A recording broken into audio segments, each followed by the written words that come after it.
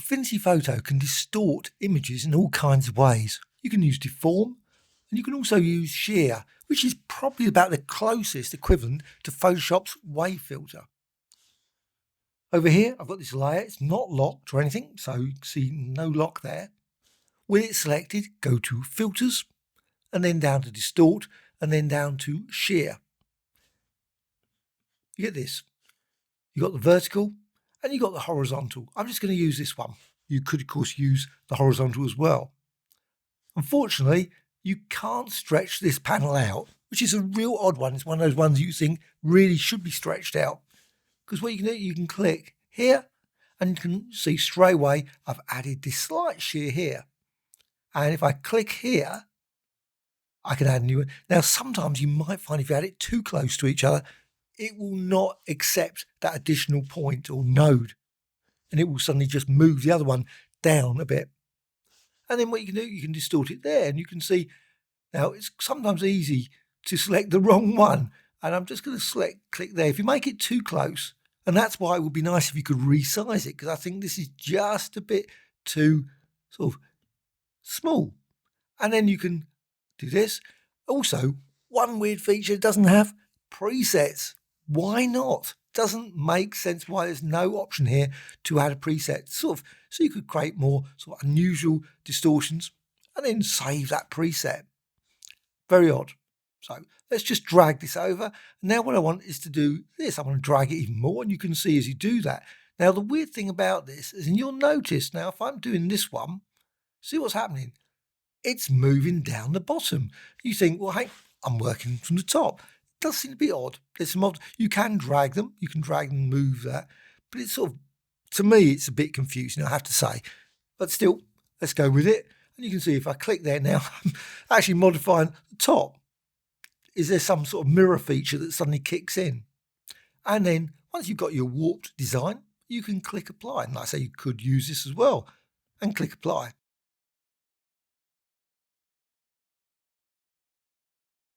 Now, what you can also do is you can go to Filter and Repeat Shear. Another option to create some interesting designs would be to go to Layer and the Fade Shear, so you could sort of blend it with the original image as well. But so let's just go for this Repeat Shear, so you can see that. So you can create some really odd distorted images. But you'll notice what's happened. If I go here to the Move tool and drag this, you might want this. You might be very happy with it's got these sharp points just cut off. If I just drag that, you might not want that. However, let's just go back to this, because another thing that I always find it's easiest to do, if I want to create some really weird shearing, I just drag this in a bit, make it a bit smaller, like that, in the direction obviously I'm going to be shearing. And now what I can do, Filters, go to Distort and Shear, and I can then go here again, and I can just click here. You can see I distort there, just distorting that backwards and forwards. I click here, distort that, and you can see you can create some, again, very interesting. And also you can avoid going over this edge here, so you don't end up losing part of the image. And I'm just going to push some pretty extreme distortion here, and that's what you need to do. You just need to click here and then just drag across there. Don't go over. Like, don't push it too far. You can see you can go too far there. And I'm going to click there, and so on. You can see then. Now, sometimes another thing that's really weird, you'll notice what's happening there. It does sometimes just suddenly stop moving. Look, you do that. There's not any real movement. Very odd. You think, why isn't it distorted? But let's just continue to do this, and you can see that you can create an interesting distortion like that. And I'm going to push it as far as possible, and you can still continue to add some additional ones there. And I'm just going to add that, click there, and again, it doesn't seem to be working exactly in the way that I think it should, but still, maybe it does, maybe it doesn't. I've got this design now. Well, with this design, what I can do, I can now resize this. I've got a nice wavy design, and I can then, of course, go to Filters, and I can repeat the shear again. And it's going to take a bit of time to process it, and it might create something nice, might not. But you can, of course, go to the filter, and again, down to Distort and Shear, and try it again with different settings. And you can just go through this and just try it a few times and create some very extreme distortions. Maybe, maybe not.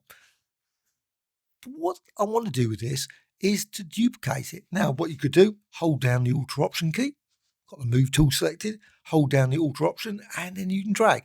And you can see then you can just duplicate this, and you can create some very weird combinations, and you can obviously put it in different positions, rotate it, that's another option. So just rotate that, and you can see you can build up quite a complex design.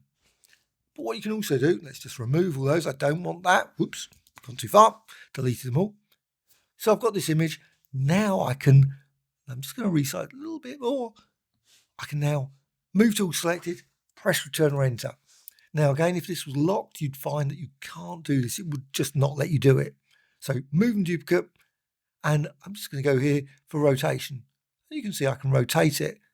Duplicate, set that on, number of copies, and you can see then you can create these real weird, sort of very unusual designs, but you can also introduce a scale, so you can create something like that, sort of, I don't know, seashell kind of effect, I guess. So you get that, click OK. And of course you can do many other variations. Obviously you can see horizontal as well as vertical to create other variations of this design. But you can still see, in this case, bits of that chocolate there. There's a little bit of chocolate there. You can see some more chocolate there as you've got that design. But also what you can do, once you've done this, you can then select all of these. All selected. Hold down the shift so they're all selected like that. Right click, and then you can group it. So with them grouped, I can then rasterize this design as well. Or of course, I can try and do duplications here, but I'm just going to rasterize it now. So right click again and rasterize. And then I'm just going to drag this in a bit. So it's slightly smaller. I can also still go to repeat shear. Let's just try it. Filters, repeat shear to see if it creates an interesting design. It did. And of course, you can use the actual filter or use the repeat to see what you get. And you could use other filters are available, filters, distort and deform, etc. And you can do exactly the same as before. Move tool selected, press Return or Enter on the keyboard, and then get this. And again, duplicate, number of copies. Let's just go for rotation. So you can just rotate it like that. Maybe go for 15 this time. Number of copies, 3. And then you can just go there. And you can see as you do that. Also, if you want, just experiment, scale. So I've got now this lovely design here. And click OK. With this, I can select them all again, exact same as before, or just individually move them. You can select one, move it to a different position. Right click and group. Then right click and then down to rasterize. And you can see now I've just got one layer. And of course, you could just use this. Filters, distort and deform maybe. But also hold down the Alt Option key if you want to create a weird sort of unusual background design like this. You can see, just place it where you feel happy with. And you've got something like that. A very, very unusual feather sort of based on some chocolates. And of course, depending on how you squeeze it, how you distort it, you will see more or less, obviously, of those chocolates. In this case, I didn't particularly do that. Another option you could do, let's just undo this. So I'll just undo, just before I do anything else, let's just go back to the individual image there. You can also apply some effects. So you can also create some interesting ones. So click Effects and then go to here, maybe Bevel and Emboss. And you can see you can then create a bit of depth there, out shadow. Let's just do that. Radius, offset, intensity. Just push those back. I always like to go for about the middle there and then close. Well, exactly the same as before.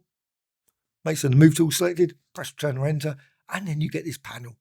And then you go duplicate, and then number of copies. I'm going to go with about 20. Rotation, you can see then you can create some truly weird and wonderful ones, but with those effects as well, which you can manipulate. So let's just go with this. Again, maybe a bit of scale. Let's just reduce it down a bit. And click OK. Select them all again. And you can then, if you want, you can manipulate the effects. Just change them all. So click here. And now unfortunately, I haven't got them all selected. So let's just make certain they're all selected. So all selected. And now as you do this, you'll see what happens. Just change direction. And you can see then they all change. So that's the key thing. Make certain they're all selected. If you've just got one selected, you can't, obviously not changing all of them. And also you decide, you know what, let's go for 3D as well. And maybe change the other settings. Maybe go for a gradient overlay. Click there. And you've got that. Now, does add an odd effect there. That's a bit of an odd effect, bit of a glitch there. But what you can do, you can always go for multiply, so you don't have to maybe go for linear burn, colour burn. And you can see create, again, very odd feature. Don't know what's doing there. But let's just change the angle, click close, and no, the end result seems to be okay, which again, right click and group, and again, right click, and then let's rasterize that. And there you have it. Very quick, colourful design using a very basic image of, obviously in this case, chocolates, but it could be any sort of image which you can then duplicate, distort, all using that shear filter, or of course, any of the other one. But the shear filter is a very powerful filter, which I think should be hopefully updated at some point. It'd be really nice if they added presets. Hope you found this of interest. Please subscribe to the channel, always adding new videos all the time. Also a like or dislike, always appreciated. Bye.